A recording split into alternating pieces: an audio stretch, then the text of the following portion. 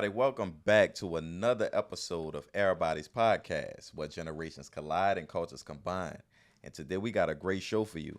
Today we have a partner within EraBody's podcast coming on by the name of Kentrell Myers. He's not only a partner in the production with EraBody's podcast, but he's also a book author, artist management, and he have a lot of other things going on. But for now, I'm your boy, Ricky. I'm the Honorable Darren D. Purnell, the street speaker himself. What's up, Rick? What's going on, D? Happy holidays to you, my brother. Happy holidays to you. This holiday season, I always like this year, the holiday season, Rick, because everybody happy. I love to see people happy, people doing. Why we can't extend, do you think the media play a part in extending this feeling throughout the year? Yeah, I mean, it's the media, but I feel like this, we already go through an extension of the holidays all throughout the year. Are you from New Orleans perspective or a world perspective? I feel like a world perspective, just being spiritually woken, Every day is a holiday. It should be.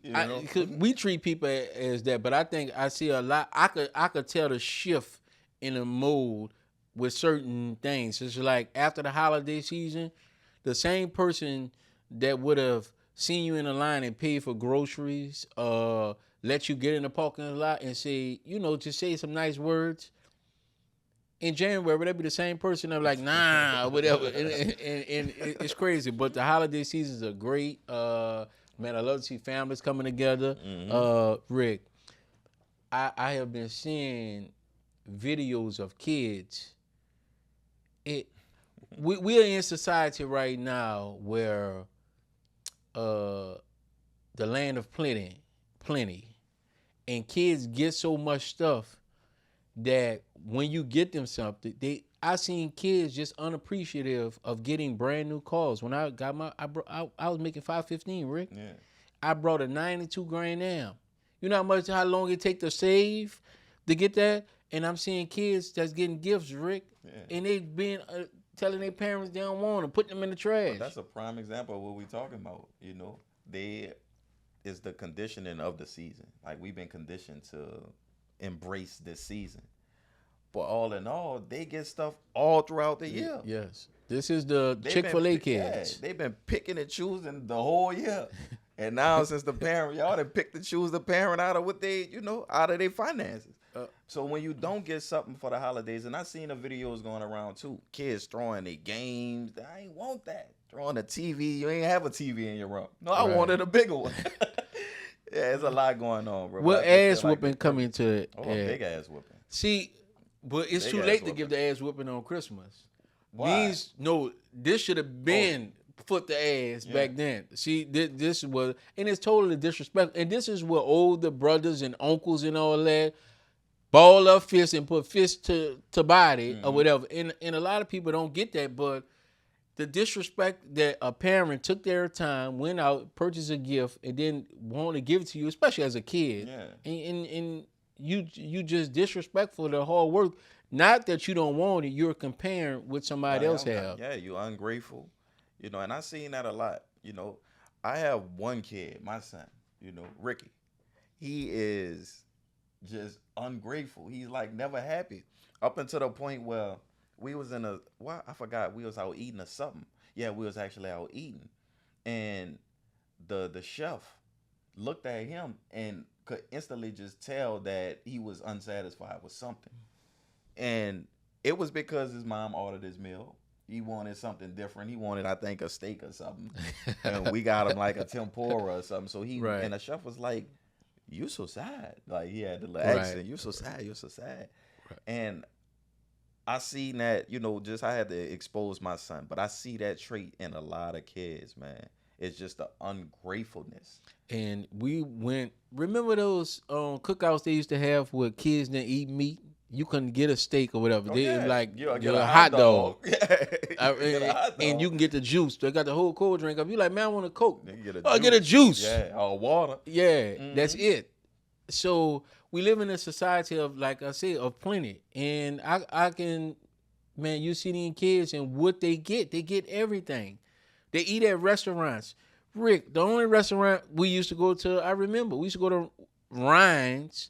That's on the money right, and I'll take you to all you eat. Mm-hmm. But I'm taking you there because I can't afford to keep taking you all over. Right. So I'd rather scrape up some money to take you to Ryan's and let you act a plump ass up in Ryan's and just eating all this own stuff. But not these kids, it's not a week go by that they haven't got a fast food restaurant. Mm-hmm. They Every know day. Chick-fil-A, they know this. Rick, I ain't gonna ask for McDonald's because I knew the answer was no. Right. So how do we change it? I feel like again we gotta get that family environment going, bro. Like grandma used to have the table set on Sundays. Right. And after school, there used to be really hot meals for these children. Right. But now everything is so fast. Even parents, I blame myself a little bit too. Right. We have so much on our plate that it's hard to incorporate the foundation that we were built on. Right. But I feel like it's a slow transition back into that.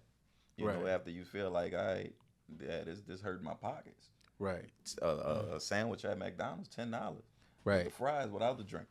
and I come from hot meals every day. Mm-hmm. At least if they got a week, 5 or 6 times a week is a hot meal. So I don't come from fast food. But like you say, you get so tied up into trying to climb the ladder that the quickest way to do things to get a meal, go run to one of these fast food restaurants, get the family meal in that, and bam, that's taken care of. Now they think that's not.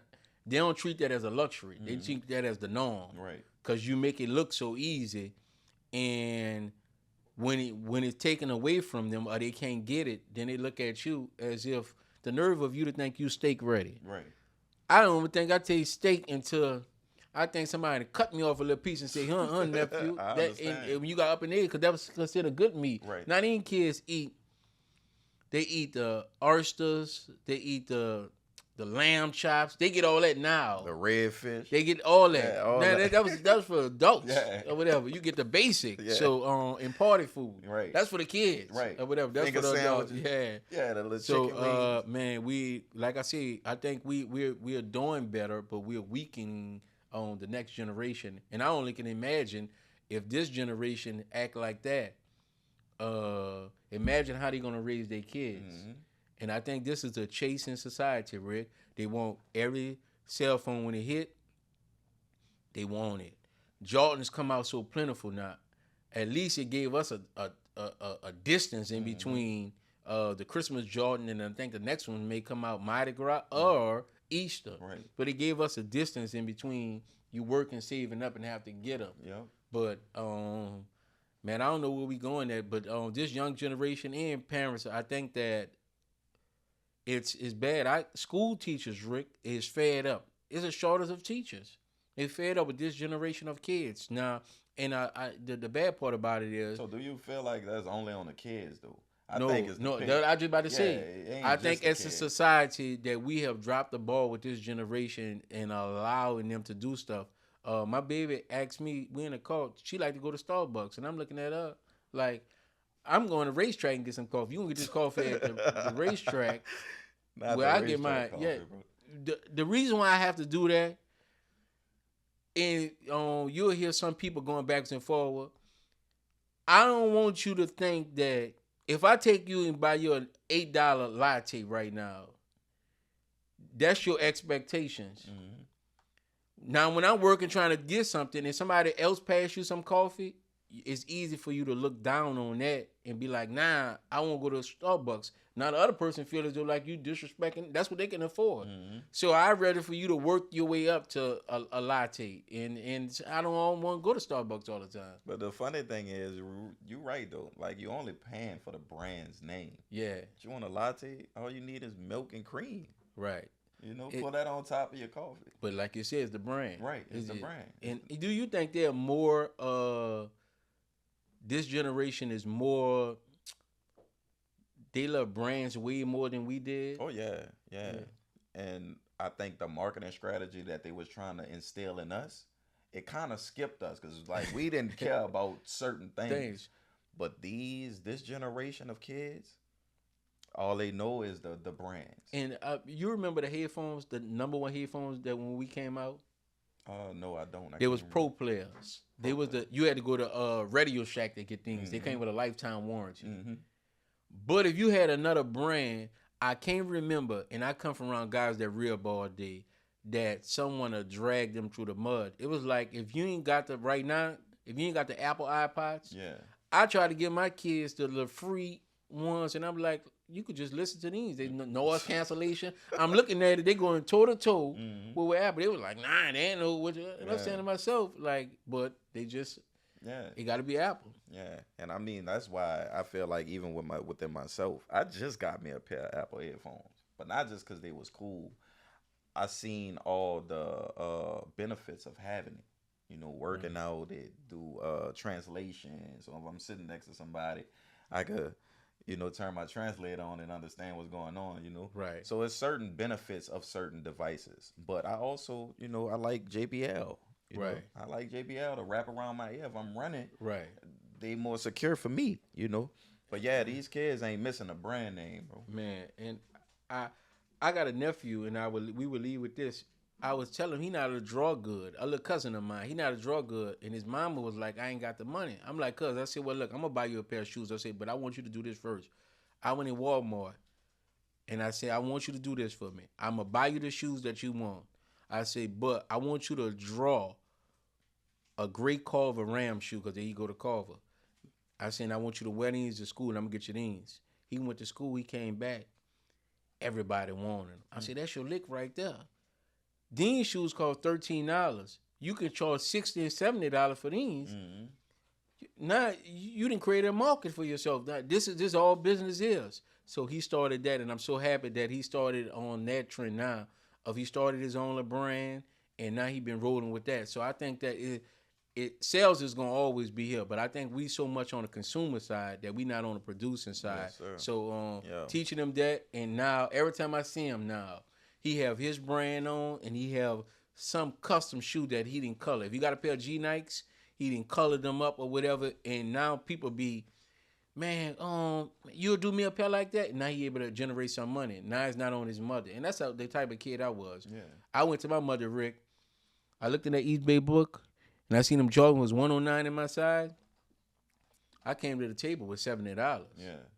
So she ain't had to go that far to get me where I needed to be at. And I think we ever letting our kids come with zero, and I keep trying to hit the mark. Yeah. You always foot the bill for everything. Yeah, so you teach them how to work, y'all. There's nothing wrong. Up north, shoveling snow is a hustle. Cutting grass in the south is a hustle. Teach them how to work or whatever. The moment they can start asking for things, the moment they can start working. Lemonade stand, you got to do what you got to do. Right. Washing cars. I seen Hispanics, Rick, at the medium selling man, they went all out. They had water, Powerade, the whole 9 yards. So they're taking a case of Gatorade 24, they running $13. He's selling them at the red light. And that's what about our kid, because in the majority African American community. But they don't think that's cool enough. So now you want to be cool. You want me to buy your stuff, and then you got the nerve to act a fool if I don't get you what you want. Nah, we got to change. Parents, we got to change this. Yes, it got to change. Yeah. But man, Rick, we've been in this country a long time. I would say founders of this nation. Of course we are. Rick, would you believe the Somalian community? Now, we have been skimming from the Uncle Sam for a long time. Every which way, every time Uncle Sam turned his back, we getting a little cut off or whatever. Yeah. They stole $8 billion since 2020. That's 5 years. The Somali community opened up daycares with no kids, getting $2.9 million, $1.8 million. They opened up transportation services. And I seen a video, Rick, where Donald Trump is about to start deporting them back to their country. Yeah. We gonna skip the jail. You just getting out. So he mad the hustler's getting the hustle. Yeah, but this is the crazy part about it. I seen another video where a Hispanic, when they was getting thrown out. I say what I said about this situation. Rick, the Hispanic community and the Somalian community want to know why we not getting thrown out. You serious? They got videos I gotta see that. I gotta send it to you, Rick, where they are asking, what about them? And the nerve of you. See, they like when we fight, Rick. I told you, we know how to kick off a good fight. Yeah. But they come here. What Africans say about black people? They don't like us. They don't like us. We lazy. Yeah, they don't like black people. Hispanics come here. The white man give you a little chance, and then they lazy. They the lazy ones. Mm-hmm. When you start kicking their ass out, now you want to be my friend.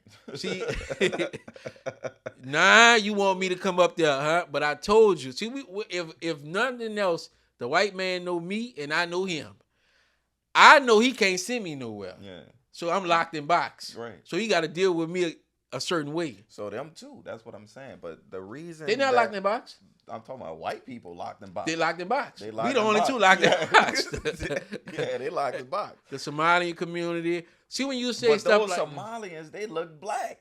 You would think they would have came out there and said, "What's up, brother?" Yeah. No, they don't. No. Yeah, but they already getting them. It's on us to find out how to get us. No. We the only ones who want to just fight for civil rights. And not saying that nothing wrong with it, because that is the move. Yeah. But we don't know where the money at. But see, and this is understanding politics. They needed more votes. So they allowed the Somali community to come in there because they were going to be Democrats. Yeah. That same thing in California. It's not that California lost 2 House seats because the population dipped down. Yeah.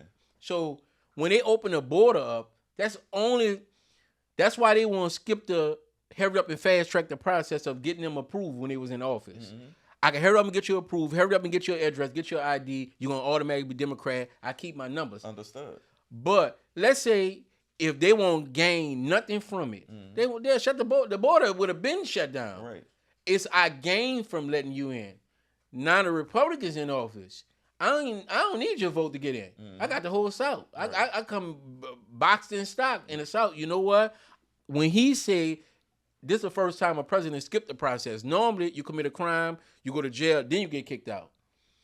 They kicked them all together. They kicked them out. He started snatching them up, playing to Somalia. Yeah. And then you look and you say, dang, he's skipping the process. Now they straight out. And some of these people's been in America for 20, 30 years. Yeah, but that's cool too. They done made enough money. And like I said, the system, and not to glorify what has been going on, right? About the fraudulent activity. Yeah. But fraud been going on. Yeah. It's never gonna stop going on. You know what I'm saying? But the problem is they had to put it in a bank account. Now a lot of those kind of accounts are frozen, and they found $231,000 in somebody's house. Now I was saying to myself that if you don't commit the crime, this is from drug dealers. You don't have the money in the crime in the same spot. So they seized that money. So they're seizing a lot of it, but they're saying a lot of it made it back overseas. Of course it did, because you got offshore accounts. Yeah. And some people are more, kind of swift in business than others. Yeah. Some people know what to do with their money. They ain't going to tell they, Yeah. I want you to come up, but I ain't about to be like, hey, do it like this. Yeah. So, it's so crazy that when I seen that video and they want to know why we didn't get put out, but the Somali community, the Hispanic community, they have tooted their nose up good long enough, and the consequences. See, we know here the white man to do that, the United States government. Mm-hmm. We know that, but it's like when they came over here, what I found out, they almost study our history. Yeah. They don't know we built nothing. They look at us as the lazy ones. That's the lazy ones. That's the ones that complain. And now that to see that they're put in the same situation, their kids, they've been snatched from their kids, they've been on jail, not knowing where their people at, they're crying on TV. He been in jail for 2 weeks and I don't know where he at. Trust me, we have been down this road, and when we raise the flag and try to awaken everybody, and this is another situation I would set out to Somalian community, just like I sent out for the Hispanic community. When we fight for reparations and say it's time for us to get paid, Rick, nobody gets in line with us. Yeah. But like I say, it's the same race of individuals who's doing that to every other race. Yeah. And like, you get what I'm saying? Yeah. So that's why I feel like I'm in between with that whole feeling. Like, you committed. If you could get away with it, go with your move. Yeah. Black people, we don't follow the money. We want to fight. We've been fighting for decades, centuries, and still nothing has been granted for us, bro. But a holiday, a street name change. See, And I told you, we talked about this one time before. See, other races just come in the United States. They don't want to own and control. What they want, that's like, we take the Amish community. The Amish community is a great community, they stand alone. But you're not a threat to what I'm doing, so I let you be over there. Right. The Vietnamese, you just want to be a doctor in a hospital. The Hispanic, you just want to work. Exactly. When I'm dealing with black people, you want to own. That's my problem. Right. You want to get into basketball, now you want to own a team. Yeah. If you just willing to play, I can accept that. Yeah. See, most of the soccer teams is owned by white guys, and most of the Hispanics just play. Mm-hmm. I could take that. I can get my money. I sign you. I make you a star. Now you go on about your business. But black people, once we start getting money, now I want to own my own studio. I want nah. And now, even in New Orleans, we got 3 people that have did it like no other. Master P changed the record business and took a deal 85-15. Cash Money come right behind him, and Tyler Perry. This guys that say, I don't like the way I'm getting paid. I'm gonna switch it around. I'm gonna take this amount of money, and he said, you know what? That's why we don't get the rest of them none. And we suffer the consequence because we won't own. So what's the problem with that, though? I mean, I don't want you eating like I eat, Rick. Right. That's what I'm trying to tell you. But that's the same hierarchy, the same superiors that been trying to suppress us this whole time. Yeah, because you think like that. I want my piece. I want my piece. See if you just say, we're going to do like black people do like the Amish. We're just going to go over here, be quiet, and the Amish don't even have a mayor. They just over there, and we going to do our little thing over here. Mm. The Vietnamese community in New Orleans, they got it back there. They're just us over here, we doing our thing. But when black people come, you come in, you wanna run. If you just go over there and take the little job I'm giving you, I could take you. I would have been gave y'all money. Yeah, but come on. That's not good for us. It's not good for us. That damn sure not good for me. So I don't know what you're saying. No. That's what I'm trying to tell you. We're going to keep getting the crumbs of giving like what y'all want us to have. That's the only way. What I'm trying to say. They got a monopoly on everything. They own a train system. They own a banking system. They own every system. The reason why I own every system is because you made the system. You made the system. So, and that's what we were talking about last week, Rick. That's why when they were saying get out the streets, is when you watch and you study how China was ruled by France. France, when China got on its feet, they used to have a saying, Rick, they used to say in the United States, it was a going joke. We say right now, you ain't got a chance, slim to none. They used to have a saying in the United States, you ain't got a Chinaman chance to win. China was a big old country, but they was lazy, laid down. French, when they got on their feet, they turned everything around. But they start controlling the narrative of how they looked at, who charged with what. They kicked all the Uncle Toms out. Cuba got on his feet. Fidel kicked Batista out of the country and took over. It's hard for us because we don't control the consequences of what happened in our community. Right. And that's why it's best for us to get out the streets and turn it into this country, because we don't actually run and control anything. No, I understand. So but when do that reverse? Because I don't know how many % of black people are actually in this country. Right now, we down. No, we are down for over 400 years. We are the second largest population in the United States. We was the second for over 400 years. Mm-hmm. The Hispanics took us. We went to third. In 2022, the Vietnamese took us. We went down to fourth. We the fourth. Now, if you didn't get what you were supposed to get at 2, what makes you think I'm going to give it to you at 4? I really don't need you now. Now, I got 47 million people that's in the United States I don't really like, but they're the culture of the world. I can make money with them, but I never want to put them in position because they have learned my ways. Right. Most black people have learned. Name me the Vietnamese person that own a studio. Yeah, you don't know nothing. The Hispanic that own it, they don't go for that. They just want to be actors and work and everything. Black people won't own. So we have learned his ways and say, nah, on this land you can own. Mm-hmm. So he gonna do everything in his power to give it to everybody else because they willing to stay in position. Right.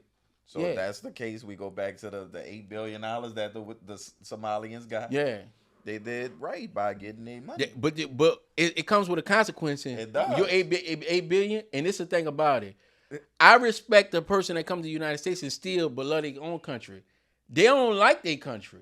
So now I send you back to your country, and guess what your president doing?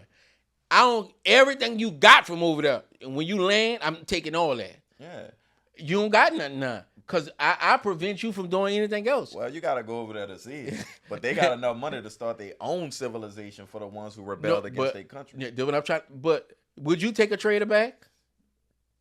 Yeah, if you come in and you can make the economy better.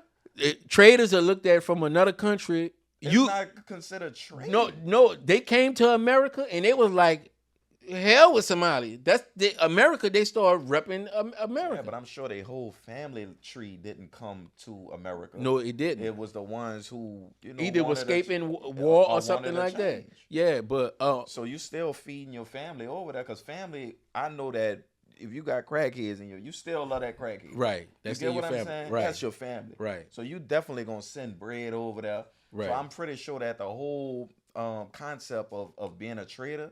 If you coming back with that much money, but the United States froze a lot of it. But that's for the money that they got caught. See. All right, that $1 billion. So the money that they froze a lot of accounts, but when they go back, it's gonna be very hard for them in their country to live and sustain themselves because it's not like somebody that left their country, like a Cuban. He come play baseball in America, but I still on Wycliffe, he still rep Haiti. Mm-hmm. He love Haiti. These Somalians, that I can the land of the free. Yeah. Hell with Somalia. Now you coming back, and I'm the president sitting back. Yeah, I got something for your ass. Yeah. Well, you're right. Yeah, you're right. But I still feel like as they have a family tree though, who's still connected with that government. And they're gonna be accepted back. Now, but I'm gonna ask you a question, and this is on New Orleans is a very territorial city. Mm-hmm.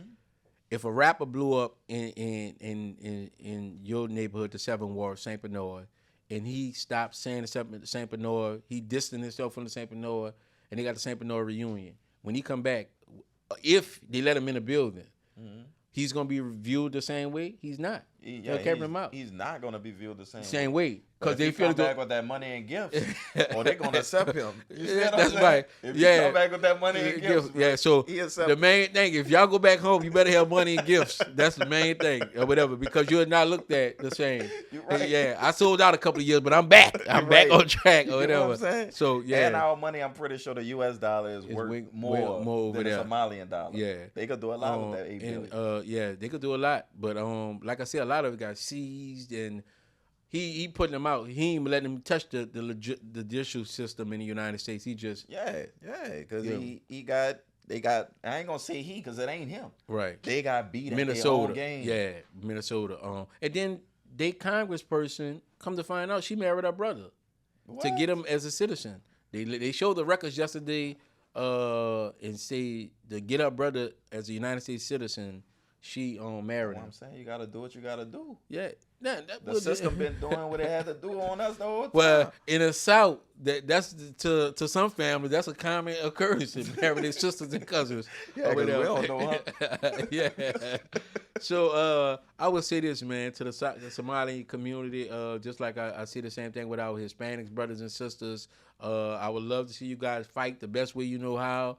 As I speak for the African American people, as the mayor of the Night Ward, we will sit this one out. You guys fight to the best of your ability or whatever. That's just what it is. We're going to take a quick commercial break right quick. And this episode is sponsored by Everybody Coffee. Let's have a drink.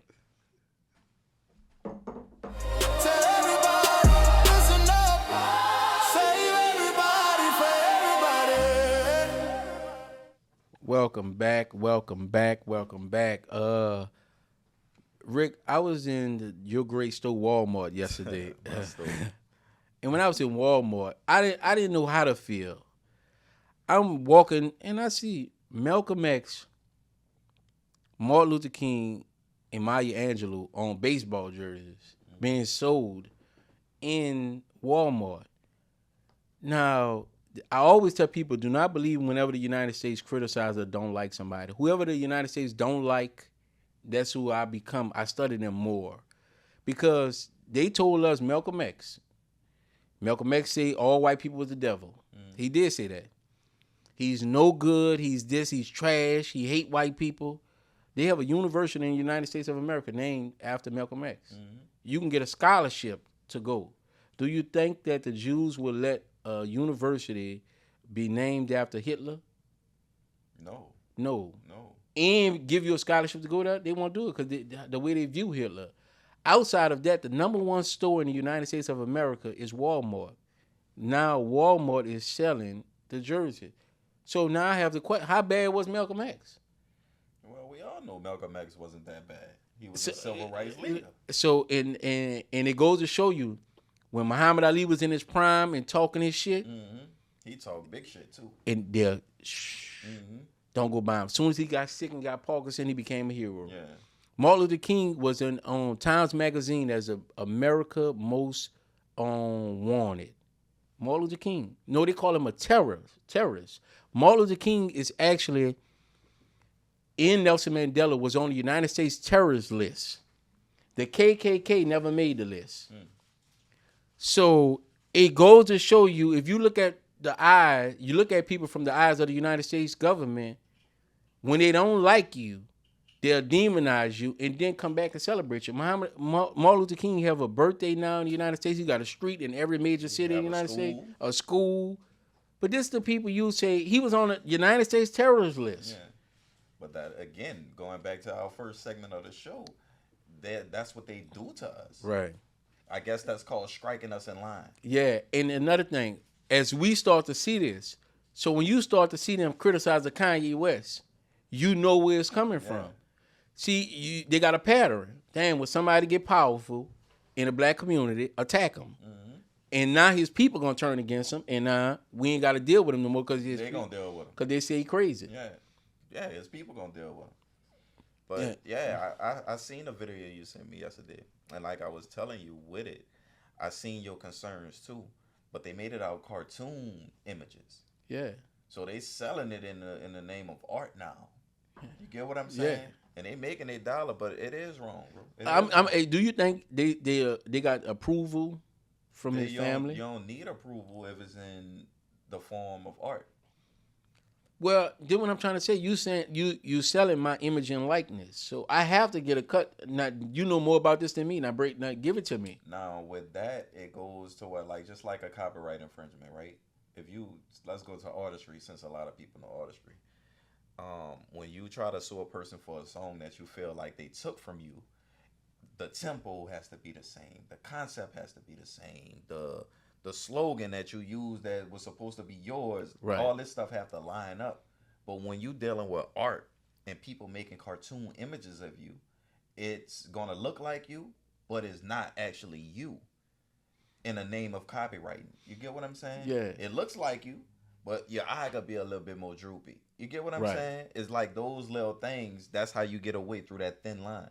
Right, and I would say this: it would be actually disrespectful for them not to It's very disrespectful, and a family will not get paid for that. No, that's what I'm trying to say. Now, if you sat down with the King family, Maya Angelou family, and Malcolm, and asked permission, can you do it? And they say yes, and the percentages was worked out. Even though I still don't like it, you're paying. They getting a piece of the pie for the legacy of what their parents did to their estate or whatever.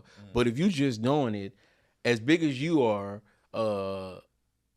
I think it's robbery. Yeah, it is. But we also got to think about who's the vendor, who's producing this. Yeah, you know what I'm saying? Because Walmart is just the store. They sell you out. Yeah, you get to put your product on this aisle. Right. So who is that individual? So it may be a artist. It could be an artist, a printer that's selling it. It could be a white artist. Right. Because they know Black History Month is coming up. Yeah. You know what I'm saying? And that's what I was thinking about. They know the month that's coming up, and they just getting ahead of the curve. Exactly. And that's how you make your sales. You jump ahead of the curve. And a lot of the times we sell right at the end of January. Yeah.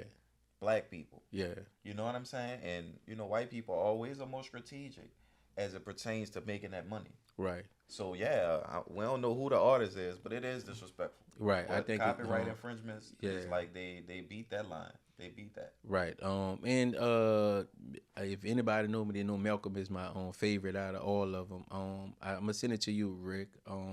My strongest memory of him is he actually had a tape recorder in the FBI when he got suspended from the Nation of Islam. They came to talk to him. He recorded the conversation. They offer them money. When you hear this conversation, you will see what the type of character they is. The FBI literally told him, we came because if you found out a rift between me and Rick, that's the perfect time for you to come. Because if Rick had to spill some beans about me, what better time to do it when he mad? Mm-hmm. He stood right there on principles. They asked him, well, how many members do they have in the Nation of Islam? Malcolm said, he the only ones who got that number. He was like, so nobody else don't know? Malcolm replied, he who know won't say. He who say don't know. So they was like, we can offer you some money. He said some other benefits, if you would like. Malcolm said, you insult my intelligence. Mm-hmm. He said, according to your own economists, the American dollar is losing its value every day. A man got to be a fool to sell himself for a decrease in value like that. But it shows you his manhood. I'm still a man. Yeah. No matter what or whatever. So that when they tape recorded that, and it just shows you, even when my back was against the wall, I still was 10 toes down, and I had some respectability about myself, or whatever. So that's my biggest memory about him. I don't think you ever heard his speech, The Ballad of the Bullet? No. It's on YouTube.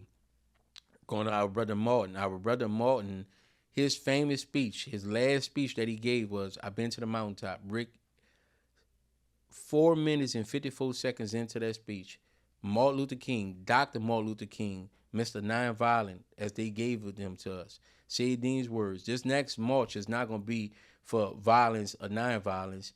Either is nonviolence or is non-existent. That's where I stand at today. The crowd went wild, but they ain't never showed us that part of the speech. They only told us that part when we was in school. I've been to the mountaintop. So when you hear, like, damn, that brother was way deeper than that or whatever, he start to turn or whatever. And then with Maya Angelou, I don't know if you know that she was a prostitute at one time. Mm-hmm. Turned her life around. And if somebody put something together and was like, if you judge her from that age when she would have went down as a prostitute. But as she made a turn, I got to learn more about her. But just to see them three in Walmart on a shirt being sold, I would hope that the family and whoever the artist is or whatever companies they will have the respect. And it's up for us to make them respect our stuff. And I will leave you with this, Rick. I seen a guy was offered a skit. The guy, his name Godfrey, to do about the Black Panthers, and he wouldn't do it. They wanted him to play a skit about Malcolm. He wouldn't do it. That's the type of respect we have to have for our leaders. If we're going to say they were leaders. Right now, you can find Martin Luther King in a skit with people making and we laugh. But you take somebody was considered to be a Jew and was great, and they making fun of him in front of them, they ain't gonna take it like that. Yeah, you're right. They'll stand. They're not gonna have that. See, the one concern I did have about Martin Luther King was we want to be at that table. You know what I'm saying? But that's what I'm trying to tell you. He started to change. Yeah. Believe it or not, at their death, Malcolm would start moving closer to the middle. Martin was sounding more like Malcolm. If you listen to that mountaintop speech, whenever you get time, and you listen to the Ballad of the Bullet, and then you listen to the mountaintop speech, you'll think both of them was Malcolm X. Mm-hmm. That's how, but they only play that last part in the I Had a Dream speech. Mm-hmm. They only play those speeches because they want you to think that that's the narrative that they pushing. So you don't ever notice how every black man that we get, he's well-spoken, he's nice, and they paint Obama as such a picture that, and he might not be like that. You could walk up to him and snatch his phone out of his hand, like a soft black man. They never promote, like, where's our black Donald Trump? Yeah. You know, Kennedy was a well-spoken man, but Donald Trump is him and Kennedy is different. Mm-hmm. They only promote our Kennedy types. Yeah. Nice. Well-spoken. Booker T. Washington, all them. Where's our I kick your ass type? Well, that's what we're working on right now. Because the world is building up to I kick your ass, especially black people. I kick your ass. But you will never get the same. Donald Trump made it to the same seat as Kennedy. Mm-hmm. They keep our Donald Trumps suppressed because we don't own the stations. Yeah, that's why. But also we have this sense of unity, but it's not like them. Like they can hate each other and work with each other. Yeah, we hate each other, and you gonna know we hate you. You know, as a black race. And I would say this, that it's getting to the point now, it's boiling down that it's so bad in our community. We're working together, coming together, even on small things or whatever. We let petty differences separate us. Exactly. We don't bow and yell to the respect of the title. Back then, Grandma was the cooking because Grandma was the best cook. Mm-hmm. The one that was washing the car, it was like it was a sense of respect for talent or whatever. The one that not a soul, not a soul. Now, the cousin that not a decorate get mad because they don't let her decorate, but you know the other cousin is way better at decorating. That's why she chose. Right. That's her gift. So at the family function, she's mad over that. At one of our family things, my auntie was mad because she wanted to cook, and my mama to cook. So she bad talking my mama, and I had to pull her to the side. I'm like, T, what is your problem? Everybody want her to cook. I know how to cook too, but nobody requested you to do it. Right. You still could be a good hand. Yeah. You could prep the food. Right. You can put the ice on the drinks. You can help that, but you're not getting down with them pots like that or whatever. So, but some people in our family, they just can't get over that hurdle or whatever. But that's in our family on a micro level. Like on a larger scale, that's what go on. Like you can walk next to a brother and they just don't like you, but they know that you're doing something, and they just don't like you. But the reflection of your success when they see you, give them insecurities about themselves. You know how some people that got lack of confidence, they got the skill, they just don't have the confidence. Mm-hmm. They got people in our community that's on a scale 1 to 10, they're 20s, and they got our 8 outshining them, and they mad at the 8. The 8 got the little skill, but he got confidence. Mm-hmm. You know, Rick, we got these speaking engagements. They got guys that can come. They got guys that can speak well, but I get nervous when I get up there. Shit, I'm nervous too. Right. Rick, you say every time I took the stage, I was nervous. Mm-hmm. Beyonce just as nervous. You going in front of the Super Bowl, any mistake will be purring it out or whatever. But it take guts to be great. I heard T.D. Jackson say that. And what they see, I'm way better than them. My podcast, I told Rick how to do the video thing or whatever. So they sit back on that instead of saying, get something going. Make it bigger. Yeah, see how to make it bigger. But that's what the white Caucasians do. Even when they have those arguments, the public is not going to see it. Right. They're not going to see it. Some little stuff might trickle through. But on that larger scale, they about to handle business because it's all about business for those individuals. And I think that we have to bring our community up to the part that it's so hard for us to do it on Rick, because I told somebody the other day, matter of fact, at the Thanksgiving Day, I was talking to the pastor and I told him, he was like, man, I just want to grow. I said, Pastor, don't forget this, skill. A lot of times we can't grow on Rick. I run into Hispanics, probably can't read and write, but he got skill. Mm-hmm. I run into a white guy. He might be dumb as a box of rocks, but I have seen them with skill. I run into some black guys that you try to work with, but they have no skill. They can't send a professional email off. Mm-hmm. They can't. They got the look of the black person. They got the look as a cool person. They don't know how to send a professional email off. They don't know how to send an inverse. It's like they don't know how to do anything. Yeah. So now you got to tell them, well, you can't be suit and tie. You got to go to the, nah, man, I ain't about to go pass out no fly. Y'all don't look like no store runner. Mm-hmm. But if you can't do none of the stuff that suit and ties do, Rick, you at least go lead the street team. Right. And a lot of times, that's where the problems come in. I find out when I'm working with guys, their image is a suit and tie guy. They want to sit at the table, but their skill level is the guy, which he's part of the team. When you see campaigns, when you see rappers coming out, when you see elections, the people that put up the sign, that's considered like the lowest people on there or whatever. But if that's where your skill level at, the coach of the Miami Heat. He started out as the tape recorder for Miami Heat. He worked his way up. But you got to get that skill level. And a lot of times, Rick, I don't work with a lot of people, Rick, because they just don't have skill. Yeah. I'm not about to sit right here, try to do the website, do the email, send an email blast out. How to send an email blast out? I'm like, dude, how to send a inverse off? Inverse this person for $500. You don't know how to send an inverse? Like, dude, you don't know how to do nothing. Yeah. No, I mean, you're not wrong. You're not wrong at all, bro. Like, but I still say again, we as the mature or the leader within our community, we have to have those conversations. Yeah. Because in different races, they have those conversations.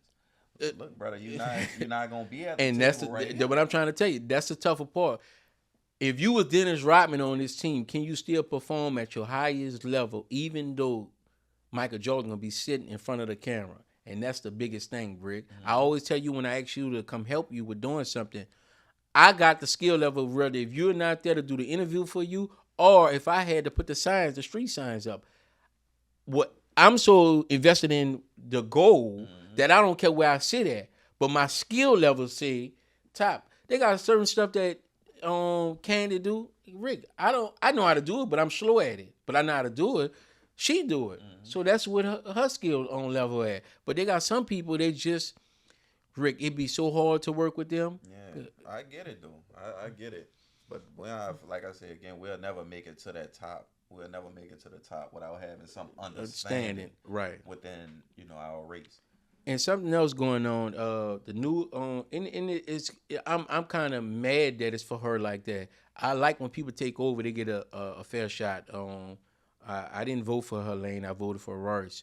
But as she going in office, she have to announce her first level of layoffs because of the city budget, and it's still a $37 million short. So right after the holidays, as soon as she take office on January 12th, you campaign and you say some of the things that you're going to do, and then laying people off is not one of the things that's on the agenda. Right. So when you get in office, so I mean, this happened as soon as she won, the budget crisis, and now you have to lay people off, which no real leader wants to do. But to shake the budget and get back in containment of what a budget at, this is something that she have to do. And you look at this situation and you say, dang, I always like people. If you say you could do the job, and I started out at $1 million, and then you take office, I would like to see you, because you running against me. Right. And you saying what you can do. I would like to give you the same fair shot that I had with the same budget to see. That's the only way you can really compare apples to apples or whatever. Otherwise, I think it's going to be a hard fight for her as the mayor of New Orleans, because you came in $150-something million. Yeah, but up until that point, too, it is going to be a hard run because there's a lot to put back in order. But as city council and council at large, the seat that she currently holds, they understand the money because they are pretty much the spokesmen for budgets. Right. You get what I'm saying? So I think that everybody understand what happened. You know what I'm saying? And now you will see true skill. Right. If she was able to allow that budget to go in a deficit that much, is she actually going to be able to rebound from what type of situation we in? And that's that. I always give the Phil Jackson analogy. Phil Jackson always went to teams. Phil Jackson was a coach for Michael Jordan, and then it went from Michael Jordan to Kobe Bryant and Shaq. And people say he always went to stack teams. Phil said, I'm not a rebuilding type of guy. Mm-hmm. He always went where I can win a championship. If I can't win a championship, ain't no need for me and you even have a conversation. Mm-hmm. So that's a situation. And then they got people that know how to build. They could start like a Greg Popovich. He can build from the ground. Yeah. So she gonna be in a situation where she gonna have to come from the ground. Yeah, and build. So and I believe that from just the aura and how she's already trying to implement certain things, that she got that quality in her. Right. Because it take a lot, like you say, as a leader to let off anybody. Right. You playing with people's livelihoods at that point. But then again, you gotta put your feelings to the side when it come down to business. And I would say this also, that when you this what happened when you put that team around you. Tex Winters, Phil Jackson, the right hand man, was always the highest paid assistant in the league. he went wherever Phil went at, and when Phil retired, he retired. That's how he ran his. But skill comes again. Her team that's around her, when you got skillful people around you that you can delegate and do different things and make decisions, that's a whole type of, it's a whole nother level. And I think that, especially as it pertains to management, right? Like your managers at least have to have you got to have competent managers. Yeah, and I think that that's what, when you see failure comes into place, when you look at the same thing with the Somalia community in Minnesota, when you consistently paying, they say they was sending invoices and saying they was feeding people more than the city had youth. So now, if we dealing with the desired community where I'm from, and the previous people that had the contract with feeding the youth was feeding, the inverse of me every month, 1,500 people. Now, when you come and you send me an inverse for 10,000, Rick, on 1 Thursday, I'm gonna have to come ride down there. Yeah, of course. That just me. Hold on, 1,500 to 10,000, and then when I look at the food, meatballs, spaghetti, this, that, and other. So it ain't like they was giving out dog food almost, and you came with the meatball and spaghetti, red beans and rice with ribs and everything. Now you can say, well, more people they eating because the food better. When I look at the food and I see the food better, I'm gonna ride down. I need to come see that. Yeah, even if the manager don't do that, that'd probably be your street team person, like we was talking about delegation. Yeah, right. Your manager ain't gonna come. Yeah. Your manager reading the paperwork, right? And your paperwork is good, right? With you know, your deliverables is good, right? Now, what if you actually performing the duties you saying? Right. I'm gonna have to send my people out there. And not with a no call, no nothing, a pop up with a say, hold on. The investigation I was showing you in the Somali community where they was going to these daycares, and the man was like, well, where the kids at? Right. That's how I knew right then and there, hold on, something going on. So that's what, when you have a great team. And I think that to those guys that's out there in women that want to form going into 2026 organizations, teams, it take this, Rick. It take you not just, I was just paying the bills or whatever. And then you looking like they got so many things that's inconsistent that should red flag automatically. Yes, your job may be to hit the button to pay it, but when you could spot the red flag, you could have saved us $70,000. Because once you pay, Rick, it's gonna be hard to get that money back. Of course, that's what I'm saying. So now I put you in a strategic position, and now, Rick, you not just there to hit a button. You're there to, you're the X-ray. Right. You there the scan to make it look right. But this something ain't right about it. That's like doing business in New Orleans. We got a zip code 504. They got a 985 number. I wonder why they got a 9. Let me call this number and see. Now, in our meeting, you call a hurry up meeting and you say, well, look, before I pay this invoice, I noticed this and this. It's just inconsistent. And then when I looked on their website not up.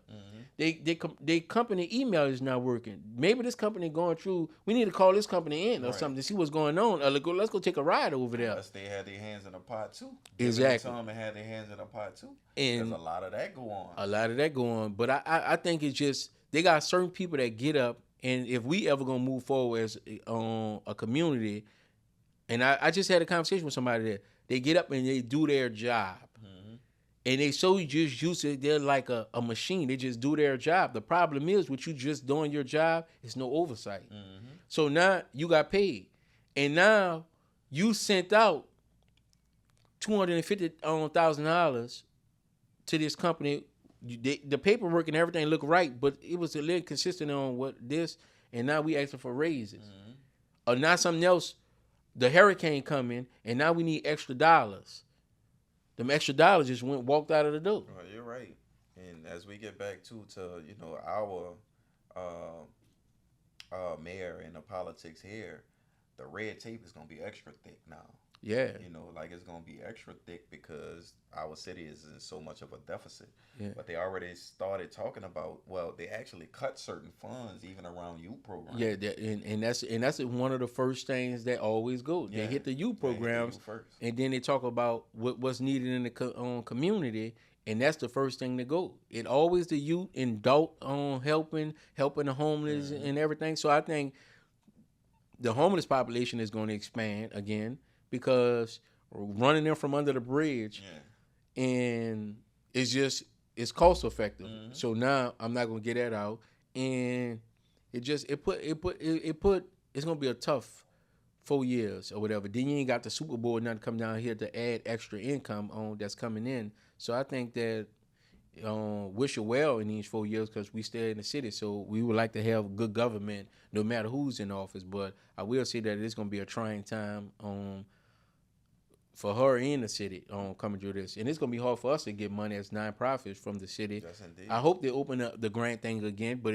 once again, most of the people that receive grant is community outreach programs. And if the money is not there and the police officers need overtime and then you got to save money during hurricane season, just because if one hit, now these officers go from 8-hour shifts to 12 or even more hour shifts. 18-hour shift. Yeah, 18-hour shifts. So, and you need money to cover that because they go from regular pay to time and a half, and then I think they got something on top of where they get certain amount of hours on top of that. So, it's definitely gonna be, a tough slate for her. But I wish her well or whatever. And if she need the EraBody's podcast, we here for you, baby. We here. We definitely here for you. So we're gonna take another quick commercial break right quick, guys. And we glad you guys can get to know us more, talk to us more. And this episode, once again, is brought to you by EraBody Coffee. Let's everybody have a drink.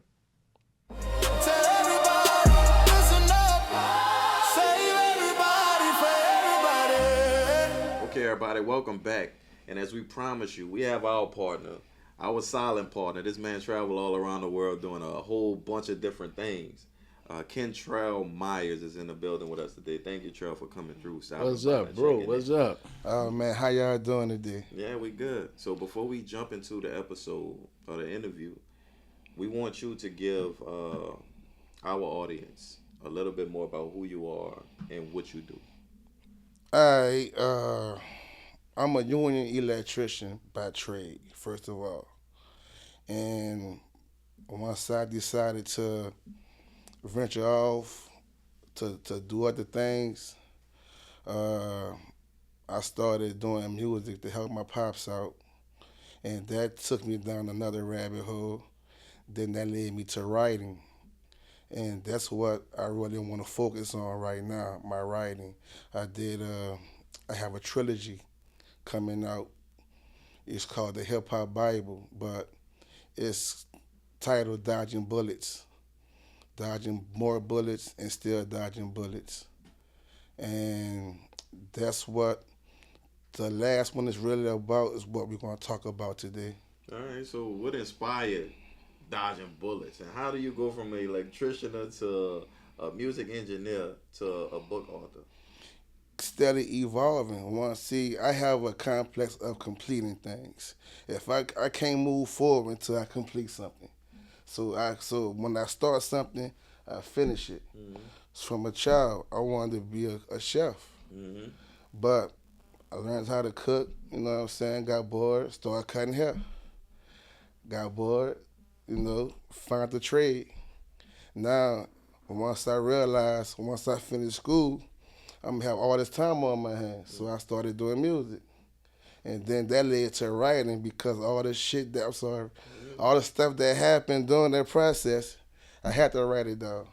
I'm gonna ask you this question. I was just on YouTube and I was listening to Babyface Live, and I was telling Rick about this. His pen, he wrote a lot of songs. I mean, Bobby Brown, TLC on Rain. He wrote so much. Did you like to write because the writer will forever be in history and will always make a lot of money and always outdo the rapper or the singer? That's why you picked up the pen, just legacy wise, or is more on I just know how to write better than? Really, to tell my side of the story. Nobody tells the story how it really happens. So what I decided to do is tell my side of the story. And if anybody want to dispute it, tell your side of the story.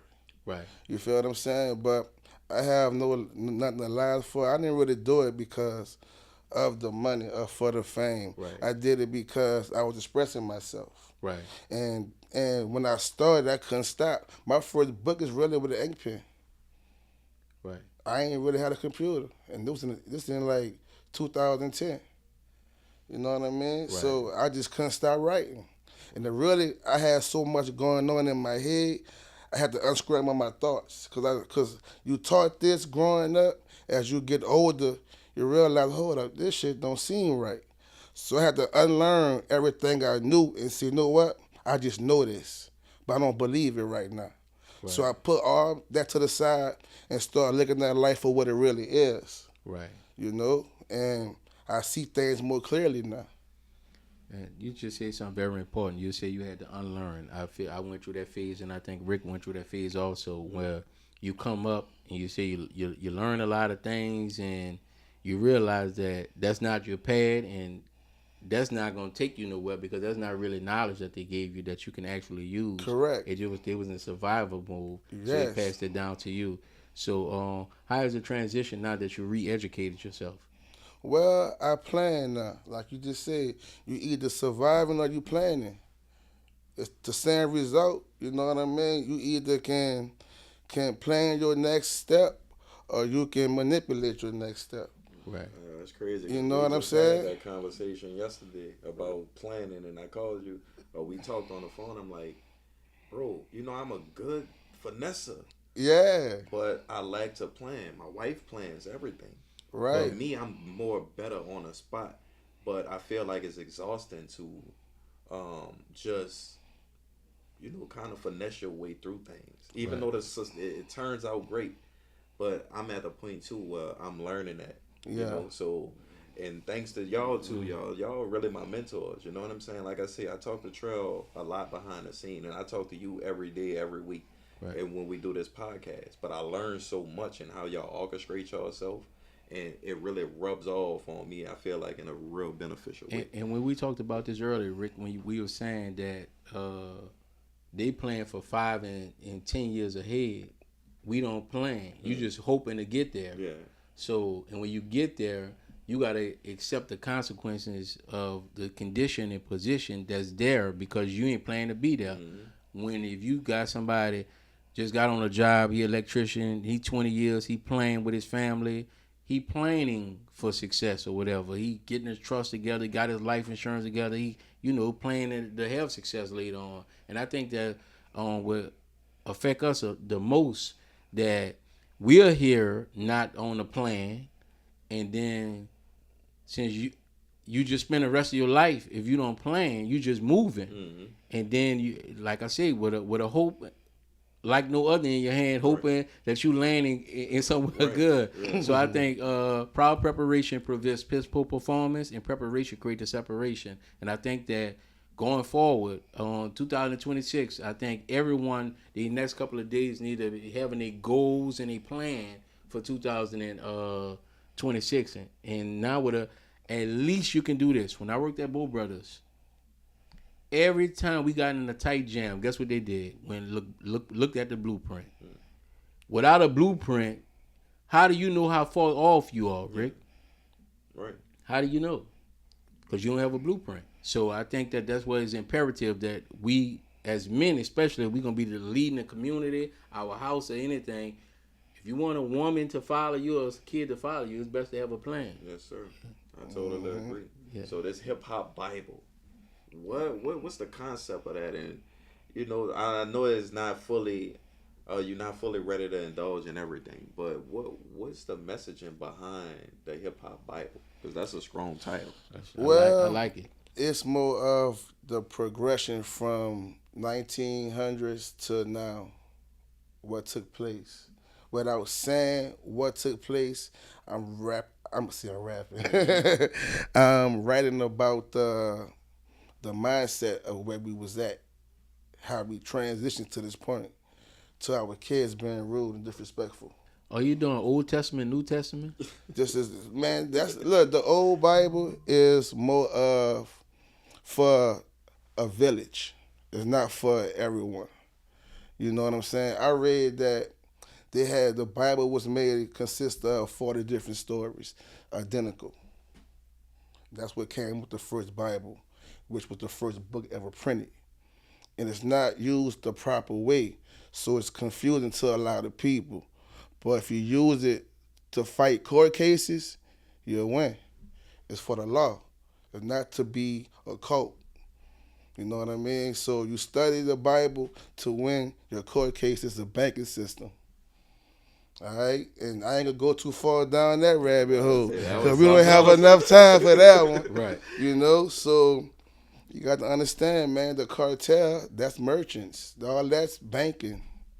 So, but let's leave that alone. But what was talking about again? Yeah, because I feel no. So we were talking about the hip hop Bible, and okay. you know what's the messaging behind it. Oh, right, but it's really to see how you like to solve a problem. Gotta first write it down.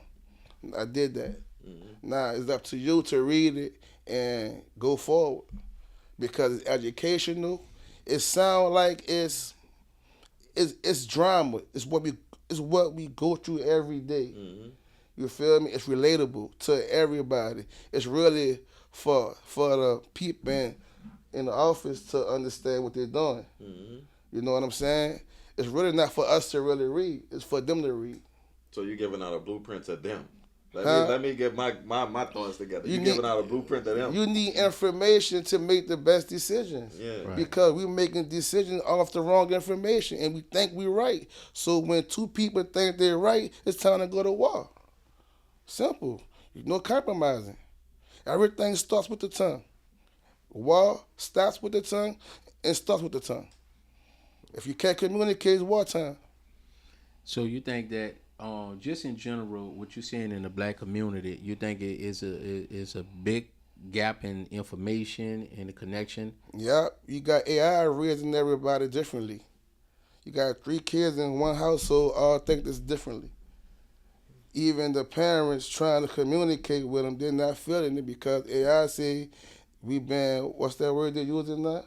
Narcissistic, whatever that shit. Yeah. Whatever that word is really, it's really showing 2 different videos of the parents doing it or the children being. Now, I'm gonna ask you a question, this Rick, and I want you to expand on this. Mm-hmm. I encourage my kids to battle me, to check me. The reason why I do that because of the first place where they can develop confidence in speaking up for themselves at is with the parent.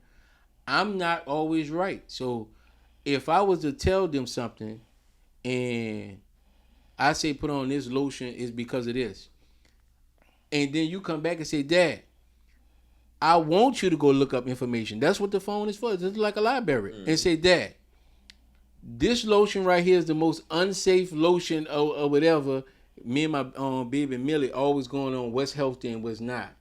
So oftentimes, she actually, the direction we want to go in, she actually get the answer right. Mm-hmm. So for her to be able to check her parent and the result is not, oh, you a child, don't tell me nothing. I don't like that. And even when I get in the car, I make all my kids put on a seatbelt. Sometimes I get in the car, I sat in the back we went through the Christmas of the Oak.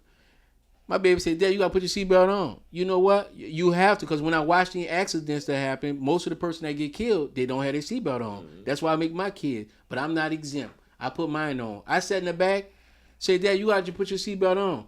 I'm not that parent. You know what? I'm supposed to have my seatbelt on. Mm-hmm. So you think that one of the problem is, the old generation is you don't talk back. A child should be seen but not heard.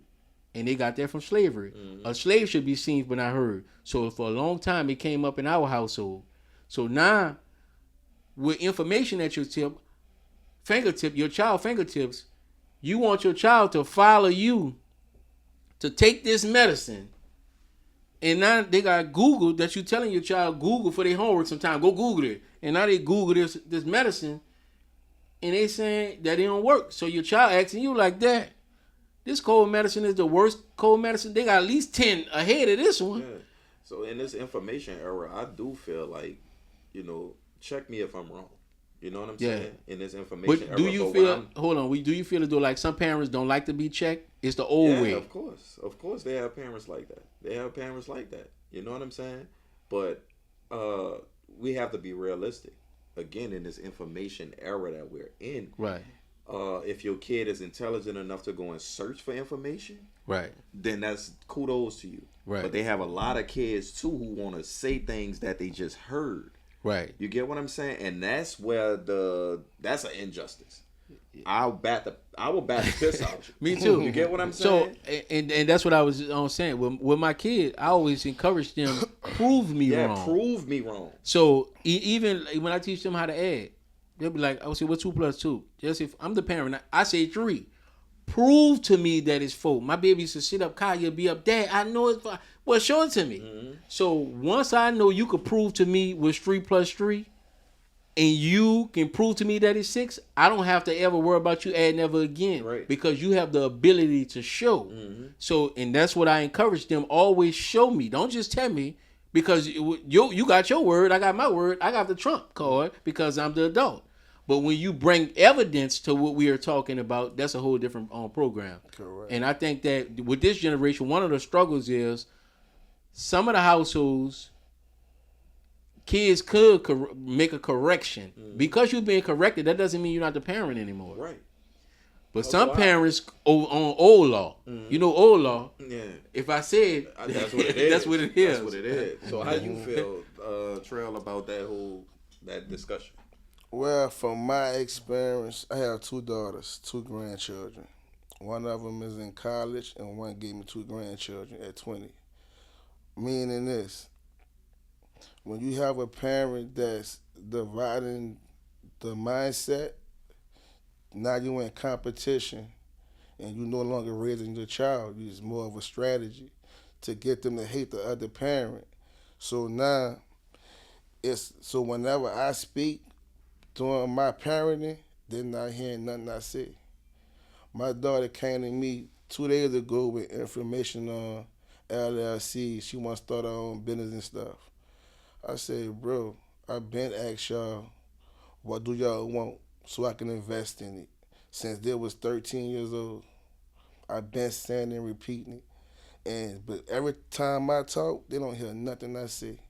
They just want money, and that's it. Because their program will only come to me for money only. They don't want no advice. Just give me the money and go. You know what I mean? But the reason why it's like that is because of I don't want to just blame it on their mama. I got a little fall into it because I could have stopped it a long time ago. But I just want to see how this shit play out. And that's my only mistake. I didn't think it would turn out this way, my daughter being rude and cursing me out. You know what I'm saying? So now, my daughter's 20 years old, when she gets mad, I get disrespected. But I'm over the phone with it, though. Mm-hmm. Right. And she ain't gonna say it in person, because I tried last night to get her to curse me out. Because we got into it last night. She was coming here tonight, but we started beefing again. Mm-hmm. But me just being a parent, all I said is clean up. The foundation of peace is cleanliness. When I come home, everything clean, I don't got nothing to say. Right. If it's dirty, I'm going to speak on it. He right there, too. That's all I say. Every time you eat, give me a trash run. You get what I'm saying? So that's what it's about. And that's all I preach is that only, and we get into it. So I'm ask you a question, Rick. You have your kids with you a lot, and I do it. I heard you say this. You said, when I got in the vending business, I used to, same thing with Rick. Every time he have an event, and it's so crucial to make them hands-on, give them a job, give them a responsibility. I take my kids to the vending machine with me. The first thing I do when I go to the vending machine, I pop open the thing, and they see the large wad of ones. This could be for you. So now they see how to fill up the vending machine, how to actually go about getting it. Now they was able to, my younger two, they able to get 2 vending machines for themselves. But I moved from talking, because my mom was a talker. Mm-hmm. When you don't do it, it's hard to teach, because you're trying to take me somewhere you ain't never been. So by me doing it, I can show them how to do it, and now it's easy to go in that direction. And as you say, when you say it's a strategy, yes, it's a strategy. You know how difficult it is when you know you're getting allowance, and I tell you to clean up, but when you don't start, I look at your baby brother and say, you could make some extra money. You know, you supposed to take. You know, as Millie's supposed to take that trash out. You know, you could take that trash out. You get to deduct from hers or whatever. Oh yeah. Now, when your check comes short or whatever, you take what's going on here. Okay, you know, like a couple of little things, nothing more. But you got, hey, I'm short. But we going through hard time now. Matt, he took your job. Yeah. He did your job. It was your responsibility to do. You didn't do it. He wasn't sick or nothing. You just ain't do it. You was moving. You were lagging your leg. And I didn't want to interrupt you in that. You know, you on your tablet. I didn't want to interrupt it, so it still had to get done. So now it's a strategy that I use from the whooping process. That I just use that strategy with money. So now you'll see months and months go by without her. It get done or whatever. I don't want to keep telling you about cleaning this tub out now. It's in routine. You're totally right though. I feel too with that, the parents, if you either co-parenting or you in the house with the same parent, you still have to have the same morals. Yeah. And in a lot of situations growing up, you know, now in times, the mindset of the parents are two totally different things. Man. And from what you were saying, that's what I got from it. Yeah. You know, also from a situation with me and my daughter. You know what I'm saying? It's like the same thing. We just had our semi falling out. You know what I'm saying? But like Trell mentioned to me, you don't know how she was raised. You get what I'm saying? And that's important. You don't know how she was raised. Because I was took away too from going to prison and not being present. And once I did get back, the memory of me actually being there was all washed away. I told somebody this the other day, Rick. I told him, he was like, man, I ain't seen my partner in 10 years. I'm like, you don't know that guy. Yeah. I'm like, it'd be hard for me to press. You know, I ain't seen you in so long. If I seen you at the bus stop and I had to give you a ride, I'm thinking twice. Yeah, I don't, you know, the reason why I'm saying this, man, when was the last time I actually saw you? It wasn't, it's over 20 years. The bricks was still up. That's over 28 years. Yeah. Now, I'm seeing you. I told Rick, that's a good guy. But like you be saying, when they not raised right, some of the stuff that go on in other people's houses, them trying to take that with them. And when they take that with them, they looking at you like, this is how I'm raised. This how I'm raised. And now you trying to, and from listen to Dr. Omar Johnson, when them trying to get about 12 and it have not been corrected and checked, it's an uphill battle now. It's an uphill battle now. Yeah. My oldest daughter, she's 20, Kaya is 21. Kaya mom used to work at Kids Foot Locker. So by working at Kids Foot Locker, Jordan. That's not my thing. Mm-hmm. But I learned my lesson and I pass it on to my child. I put your Easter money in your hand and I let you make the decision. I told you that all the time. Mm-hmm. See, now the decision making come up to you. She went to do what her mama did, went to go get some Jordans, but they had no money left for the outfit. So now when I mathematically put what you have, and then this is the great thing. When I let you ask for how much you want, I just need 200. Oh, that's all? I'm going to give you 250. Yeah. I know how far it goes. So this is why I do this. Now it's in your hand.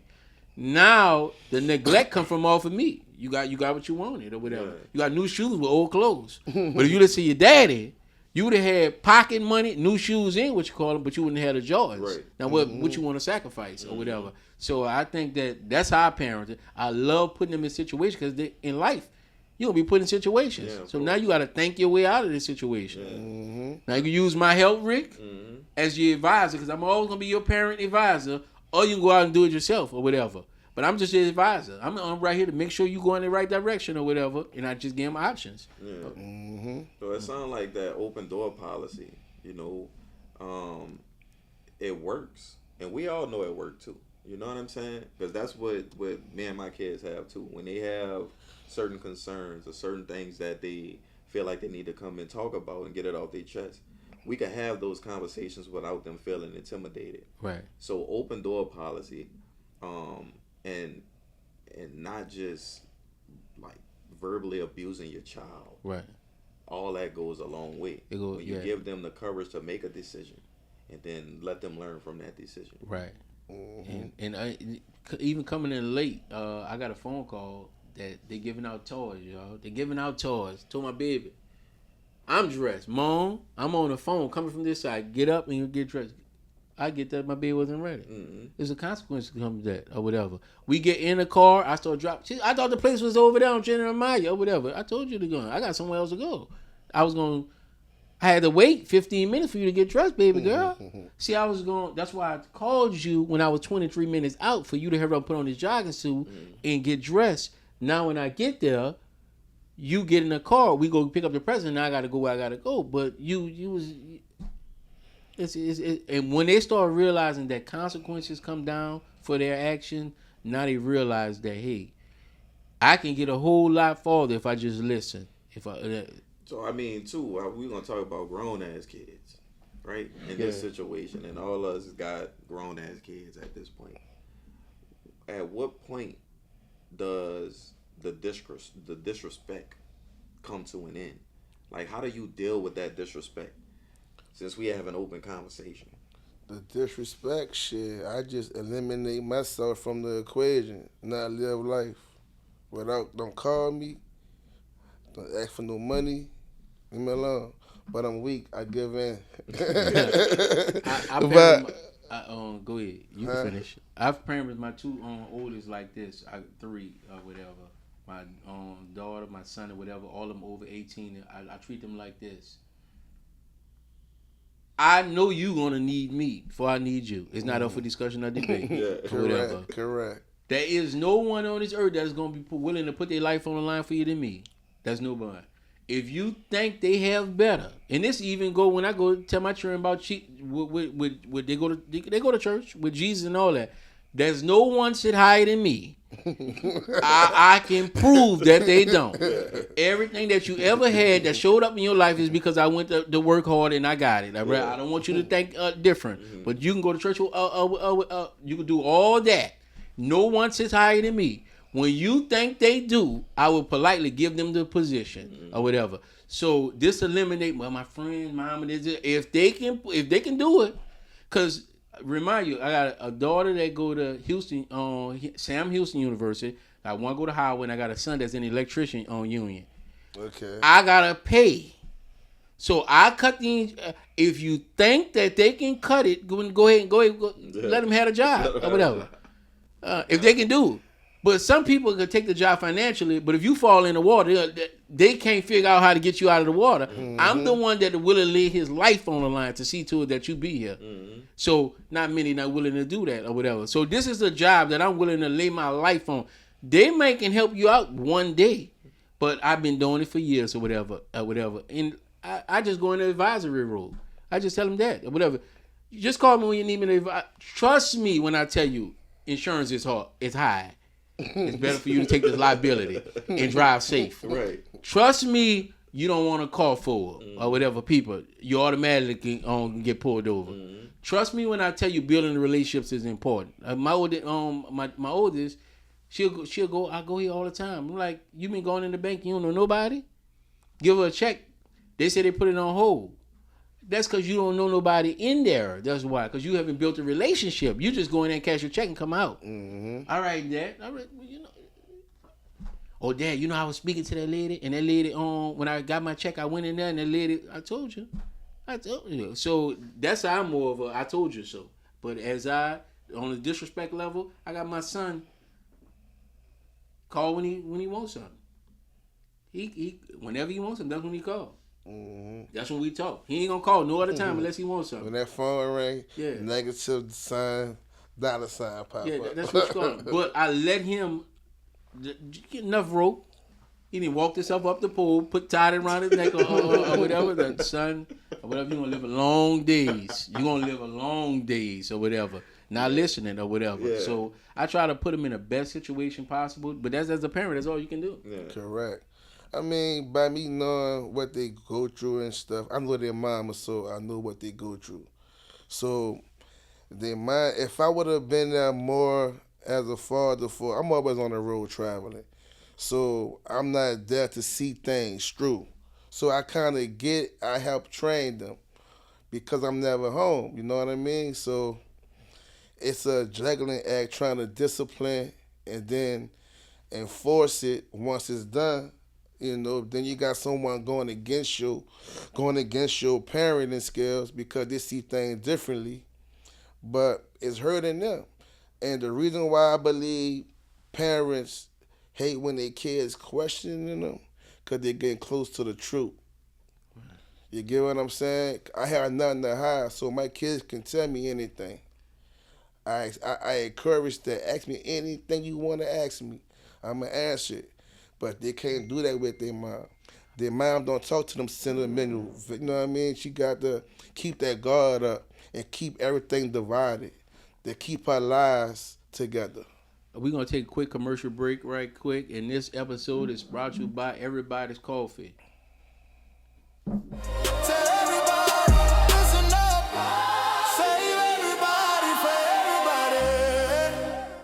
Welcome back, everybody. Man, these conversations, this whole episode has been inspiring to me, just to sit down and have these tough conversations or whatever.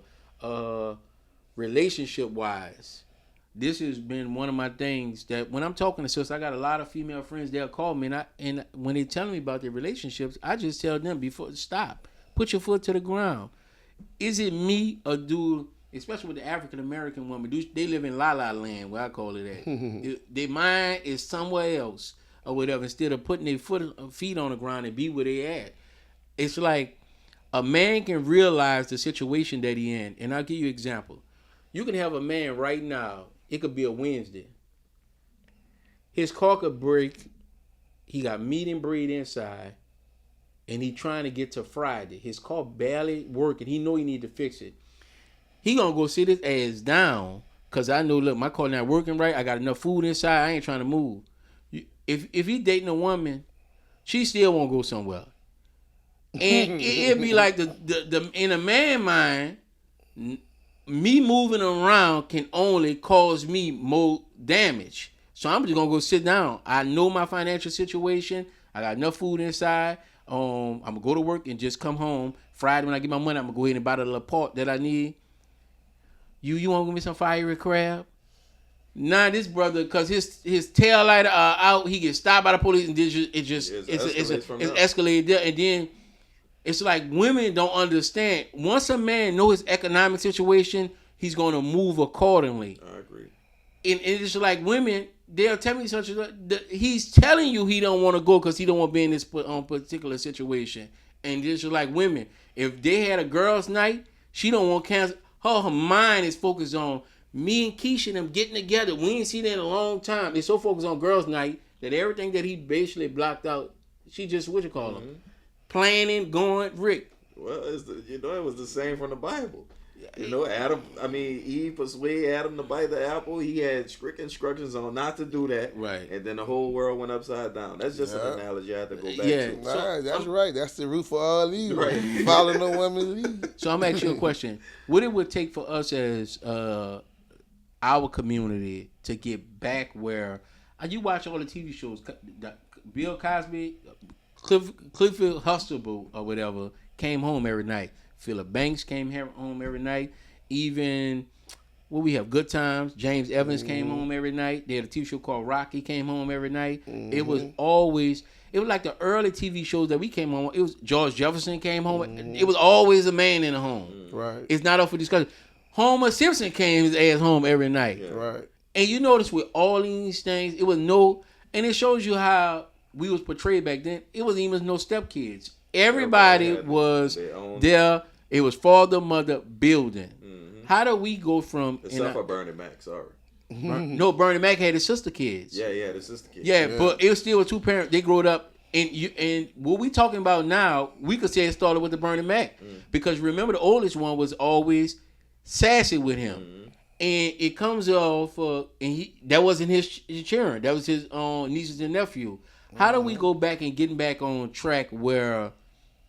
we are making decisions to stay in a home. The man is the head of the house. He's the provider. He's the lead of his home. Can you imagine driving on a block and they got 22 homes and they got 44 parents. Every parent has a husband, or even if they're not married, When she finds somebody else, all right, she wasn't with them. They find somebody. How do we get back to us just being together with a high marriage rate? Because right now we got the lowest marriage rate of any race in this country. Well, it's all about the female. They don't want to control the mindset of the youth because they don't want to spend the most time with them. Right. And so she got to be raised to be a wife and not a hoe. It's only two women. You either a hoe or a wife. Simple as that. How you moving? What you think, Rick? Yeah, I agree. Until this is my advice to women out there. I don't believe, and I hear a lot of women say this. I act like that when I get it. If you don't act like a supervisor once you get the supervisor position, what happened is they scout you and see that you got supervisor potential before you ever become a supervisor. So before you ever find a man, you already wife material. Wide receiver Chris Carter was at the University of Ohio State. 80,000 people go to Ohio State.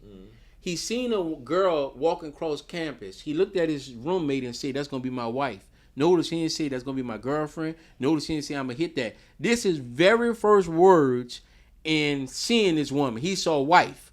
I think we are in society right now where you not even carrying yourself as wife. This generation carry themselves, they dress just like the hoe. So you looking just like the very thing that I'm not looking for. Right. And I can't distinguish the two between the hoe and the thing. And then when I try to treat you like the one on Chef and Downman, you got the nerve to tell me I ain't no hoe. Right. And Ray Fox had this great joke. He said, you put on a uniform. And as he said, if I was a police officer, if I wasn't a police officer and you seen a crime, you come up to me and you say, Mr. Officer. And I look around and say, I'm not a police officer. You would be mad because I got the uniform on, but I'm not that. Mm-hmm. So a lot of times that a lot of our women think that I can act like a hoe, I can dress like a hoe, I can carry myself like a hoe, but I'm not a hoe, and I want the same respect as somebody. Nah, it's the uniforms is different. That's called a bitch. That's the between a wife and a hoe, they want to be demanding like a wife. See, a wife will ask for what she need for the house. You know what I'm saying? And you can either give her the money to go get it herself, or you bring it home. You feel me? But the female that dress like the hoe, but act like the wife, she a bitch because she don't want to cook or clean. She don't want to do nothing for you of value. And I will say that I heard Minister Farrakhan say, with a real wife or a real woman, if you bring them food, they'll give you a meal. You give them a house, they'll make a home. There you go. Or whatever. They always multiply in whatever you give them, or whatever. You impregnate them with a seed, and then they'll give you not just a child, but a good child, or whatever they're raising. And what you just said, Rick, and it's so important. The women spend so much time with our kids that they're the nursery. That was Charles said that. Yeah. You're cultivating our future. And we talked about this on one of our episodes, that if you're training up our future generals and leaders, and if you don't take pride in doing that, you only it's still materialistic ideas in their head. Mm-hmm. You only could dress a certain way to be unlikable. Then now we have a generation of men and a generation of women that as men we dropped the ball, but nobody taking responsibility of who created this. Mm-hmm. Like, you notice the men be like, they mama, and then the women be like, you'll hear women say, absent. Yeah, he wasn't there. But you'll hear women say, all the men are they sassy. Yeah. And even I always ask them, who raised this generation of men? Right. If you saying the black man was out the house, so who raised them? So I think that's why I asked the question: what would it take for us to get back, Rick, to the man and a wife in the house raising their kids, so we can have a good batch coming out? Because believe it or not, your sons got to find a wife. Mm-hmm. Your daughters got to find a husband. Mine do too. But if they ain't got a good batch out there, it's almost like at one time you was happy that, man, they family raised right. Mm-hmm. I can see my son over there. They raised right with my qualities and their qualities. Shit, we got a good mix right there. People still have an eye to identify that too. You know, like the eye for noticing when you're in a good situation that's still there. It's just now is even more seen because everybody the same way. You get what I'm saying? Yeah. Everybody in this messed up situation. Right. So when you are raising your children right, and they in right situations, you can identify that on the spot because everything else is wrong. And that's the same thing. We going back to this Christmas that just passed. What do you think about the kids and their disrespectful nature of not being grateful? Me and you came up out of the desire, and if you got a bike, shit, it doesn't matter if it was the mag, whatever it was, you had a bike or whatever. You just happy to have one. Give me a bike frame. I'll show you how to make it work. So we make it with the 2 tires on that. Like I said, we are the generation of plenty. So they have a lot to turn down for. We built our basketball goals. Now we go to Walmart right quick and just buy them one and put it together. Notice we had to put ours up. So how do we, what do you think about when you seeing kids being ungrateful, not satisfied with what their parents worked hard for? Well, it just, I don't really have never really thought about how I feel about the kids because they innocent in all this because they only know what they know. Every day is their moment, meaning they don't really have a future they don't have a past. Everything is the moment. So they're not planning for the future. They just know what they want right now. They have no sense of timing until they're taught timing. You know what I mean? So they're just going with the flow of what they see every day. You know what I mean? And that's it. It's not nothing that they're doing. It's just that how they've been taught to respond to adversity from a child to now.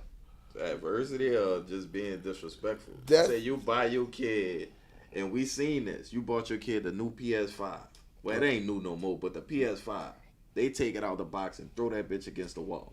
Okay. You know what I'm saying? Okay. Like those type of activities we've been seeing trending on the internet. Really? And and I don't think it for a child to do that. I don't think that's their first time doing it. I think that right. So eventually you must adjust to your discipline. You can try time out at first. If that don't work, you can try. Really, what I like to do is buy what they want and then take it away. Yeah. You know what I mean? But not if they break it first. But I mean, it's everybody have their own strategy and system on how they raise their child. So it's not a blueprint. Like when I was coming up, my dad, if I asked my dad for money, he'd be like, "Look at my house. The dishes dirty." I'm like, man, eventually I started cleaning up the house before I asked for money. And by then, he already know I'm about to ask for money. Mm-hmm. He see me cleaning up. Right. Yeah, you know what I mean? When I used to ask him for I only asked him one time if I'm in a pair of tennis shoes. He was like, man, I got these yards. And I started cutting grass with my daddy. And that's the way I was able to generate income to do it. Like I said, I was always a hustler. It's like, not only do these kids get a lot, but I don't see the hustle even internet hustling, where monetizing a page, if they play the game all day, making a YouTube page. I don't see the hustle in this generation as we had it or whatever, getting it out the crawfish mud. I think, and it's so bad that we get it out the mud so hard for them, but a lot of us ain't got everything set up. So they going to be the next generation have to get it out of the mud. It's like we ain't went nowhere. We went from, at least when we came up, we had a skill. Now it's skillless kids, and the worst thing you could be is in a capitalist society with no skill. Mm-hmm. When the last time y'all ever seen a pimp? So the reason why I'm asking is that's how kids you learn how to talk trash. See, by not going to the playground and everything, by them standing inside, they don't learn how to talk trash good. Mm-hmm. See, when we went to watching the older dudes, the way they dress, the way they talk, you just pick up on it, and now it makes you better. You start using some of their lingo. Yeah. Mm-hmm. But when imagine you don't go to the park, so you don't pick up on that. So you're not going to be a good salesperson. Right. I'm a good salesperson because I was around all my cousins. I had a lot of older cousins. They talking, and I steal their lines, and I bring it back to use it on my age bracket. Mm-hmm. But imagine a generation that don't go there. So you don't use tools. So you don't have no skills, Rick. Mm-hmm. And now, bloop, 18, you out there. Right. The only thing you can go is fast food, and then you got a bad attitude to even be at fast food. When McDonald's don't want you and say, you know what, we put up with a lot around here. We put up a lot. I could take a wrinkled uniform. I could take wrinkled pants. I could take working with Crocs on. Yeah. But your attitude, you know it's bad. See, even when I worked, when I got my first job, Rick, it was shirt tucked in the pants. Oh, yeah, I go to McDonald's, not fast food restaurants, except Chick-fil-A. I see shirts out of the pants, Crocs on, or whatever. So they being more lenient to a generation they're not qualified to have it. But we give it to them. They're moving the goalposts. That's all they're doing. Yeah, moving the goalposts. Boy, you know, I asked my little nephew, what you want to be when you grow up? He said a YouTuber. I said, okay. And he got his own, like you say, he got his own little YouTube channel. His little, he play the game online and stuff like that. I said, you know what? I'm investing. Get him a whole little setup. Yeah, you know what I mean? I would say that I always encourage people that what your kid's good at, invest in it. If that would, it make no sense for your kid to be good in drawing, and you keep trying to get them to go to the basketball court. Right. Mm-hmm. When they're selling $1 million artwork, but I think it's up for us as parents expand. You notice we force our kids to be a rapper, basketball player, football. It's packed and stacked when it's that time. But if it's an art gallery, the debate or whatever, you got about 4 parents up in there. And I say, man, we got to do better with variety of seeing our kid, just doing multiple things. I brought my son a guitar and a piano because I feel as though it's creative for a kid to know how to play an instrument. Mm-hmm. So that's one of the things that I brought him, and now he get to watch the tablet and learn how to play the guitar. Mm-hmm. But I just think that it's a cool thing to learn how to play a guitar. Yeah. And it's a skill you learn. So this summer, what I want to do with mine is, your kids know how to swim? All of them know how to swim? They better. Yeah, I know I ain't teaching. So I feel as though that got to be on their list. As I'm starting to create a list for my kids of things to learn how to do. Now you learn how to play music or whatever. You could play the notes or whatever. Now if it come up and an opportunity to come up, you could take advantage of it.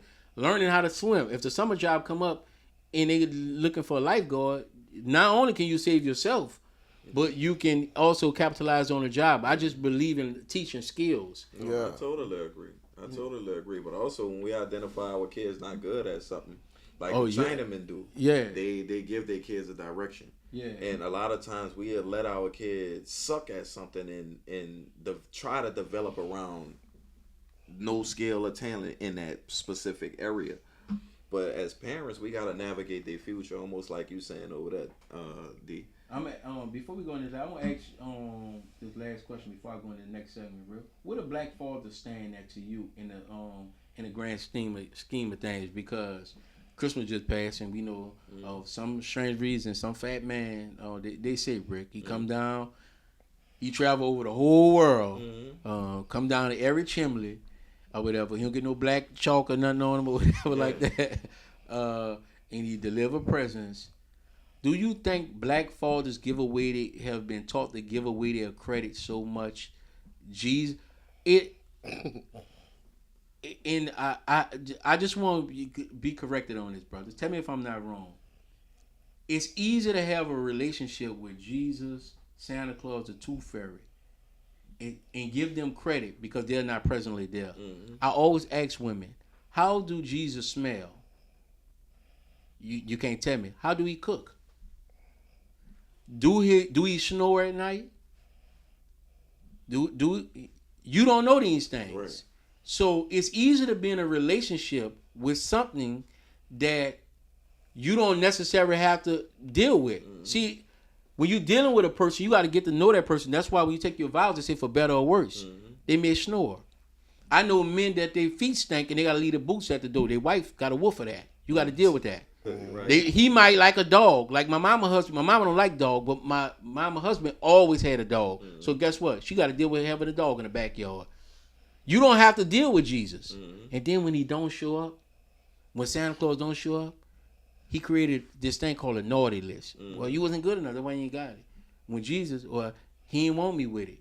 See, it's easy to give him a pass. Mm-hmm. But when you're a black man and you don't deliver, you can count what I do, when I don't do it, my time, because you got to deal with me personally. Right. So do you think that black men allow their families and people around them to give their credit away too much? Because it's not up for discussion. I'm debating. You ask my kids who brought you presents.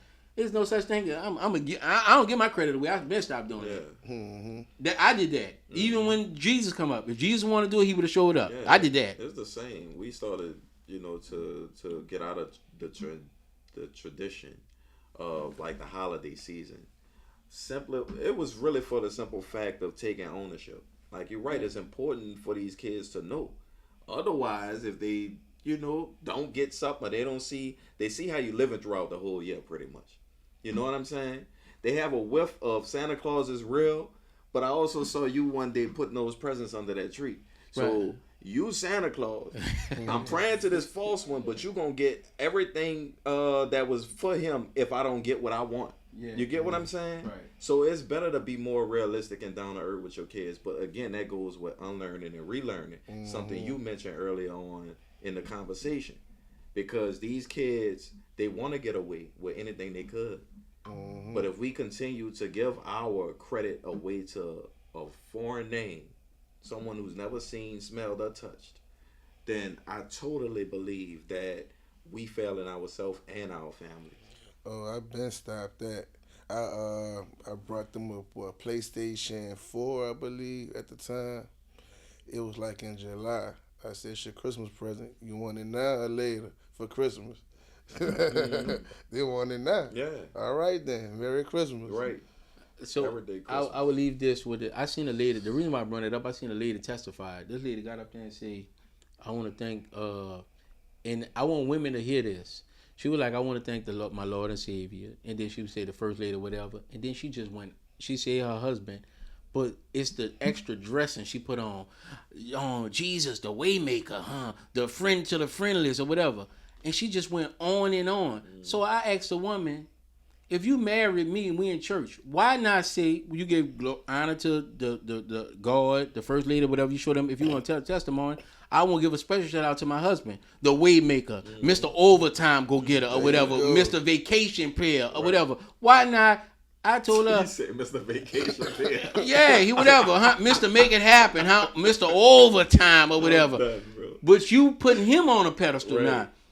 I think black men will live another 5 years had they have women that will amp me up. Yeah. I want to hear how that on good. I agree, brother. But I always say nah. So I eliminated in my household and people around me. I brought my auntie a call. You know what my auntie said? Thank you, Jesus. Thank you, Jesus. I told you that, Rick. I told her, you know what? Give me that back. Oh, now you know I'm playing nephew. You better whatever. But if you want to go testify, don't put all the extra icing on Jesus' name and then just say my nephew brought. Nah, if you gonna go give it, make me feel good or whatever.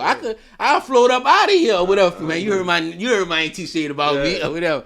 But it's just like they give it to everybody else. Oh, Santa gonna come put cookies right there. Nah, I wish I would. I'll put them cookies. I'm gonna put them out. You can bake them and come sit them right here, or whatever. They baked them and they sit them right at the table. We ate them together, or whatever. Ain't no need to play the game, or whatever. I don't play the game, Rick. I just got out of there, and I think a lot of black fathers start taking your initiative and taking your credit back. Well, brother, we about to go into this next segment called "Do You Remember?" You in or out, brother?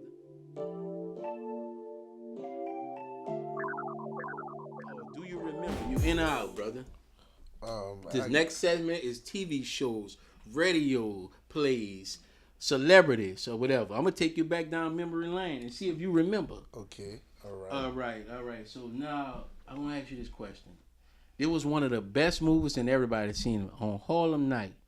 What did Della Reese and Eddie Murphy have a fight over? Oh, he shot in the pinky too. That happened, but what the fight was over? That's what I want to know. It's over something he said. And he didn't want to take it back. Damn it, man. Hold up. What did he say? He talked about her. Damn. I can't remember. I'm blank. Rick, you remember? Help us out. Man, Della Reese thought Eddie Murphy was accusing her of stealing because they said the money was short by the ladies or whatever. And she said, he was like, it's 4:00 in the morning. Eddie Murphy was like, She was like, I ain't turning my back to the last trick, leave out of here or whatever. But he accused her of stealing. Well, the conversation was, she was over the prostitutes and it was short. And Eddie Murphy said the prostitutes are short. And she said, so you accusing me of stealing? And Eddie Murphy said, no, if the if it walk like a duck, talk like a duck or whatever. And then Ella Reese said, you got to take it outside. But she was, if he wouldn't have shot it, I think Delary would have, because she did get some licks in on Eddie. She really whipped his ass. But from Harlem Night, what you remember about that movie? And they said another one. That's why I broke it up. They said another one's supposed to be coming out. Oh, really? Yes. What your boy name is? Richard Pryor. Wait, hold on, wait. No, my favorite scene with your girl, your boy called his wife and said he never coming home. Yeah. And she said, I got a girl that stuff is so good. It's in heaven or something like that. And Ray Fox was like, I love to see that. And she said, that's your blind ass up or whatever. But she put him with a prostitute, and that was a hell of a prostitute. He called his wife and said, I'm never coming home or whatever. That's some good stuff or whatever. Keep it away from me. So they think about shooting another one right now, but the greatness about that, Eddie Murphy did write it, but all the black comedians that was at their peak was in the movie. He put all of them. So they trying to do another one. I think it was Eddie Murphy and Samuel Jackson. They're going to try to do something like that with all of them in their peak and put them in a movie together. One last bang. Yeah, one last. Or whatever. They have another icon. They talking about it doing another one, and it's the movie Friday. They say the last one is coming out, and I can't wait to see it because I'm a fan of the thing. But in the movie Friday, I asked this question last week. They didn't know. How much money did Smokey Mama give him for a pack of cigarettes? Not enough. Make it enough. Wait a minute. It's not enough. You know how much that was? Exactly. How much? How much? Not $1. How much? I'm going to guess $3.50. No, it was $2. $2. So what you remember about that movie? Oh man, that's my favorite movie, man. I remember the lines. When I be arguing with people, I be quoting Friday. Yeah. You know, so that's my movie, bro. It's just a classic, bro. I watch it all the time. I can be channel surfing. It stays there. You know, I don't know why, but I just like that movie, man. And this last question is one that you deal with your person. As we going into the new year, what are you going to do better in 2026? I've been saying this a lot, but I'm really serious this good year. I'm really more on my health stuff right now, man. You know, I'm supposed to be going on a little juice, seven-day cleanse, you know, starting Monday. And I'm Why I got to start Monday? I want to start the new year already, you know, cleaning my body out, you know what I mean? Trying to purge. Yeah. But ladies and gentlemen, this is a great episode, man. We're glad to have you guys. Once again, I'm the Honorable Darren D. Purnell, and we have a book called Businessmen that's available on Amazon. Don't run, go get it. Yo, Rick. I know you heard the man. Businessmen is out right now on Amazon. As for us, I hope this episode was just as informative to you as it was to us. Happy New Year's, happy holidays. And as for us, you can find us on EraBody's podcast. That's EraBody's podcast on all social media platforms. And we out. Peace.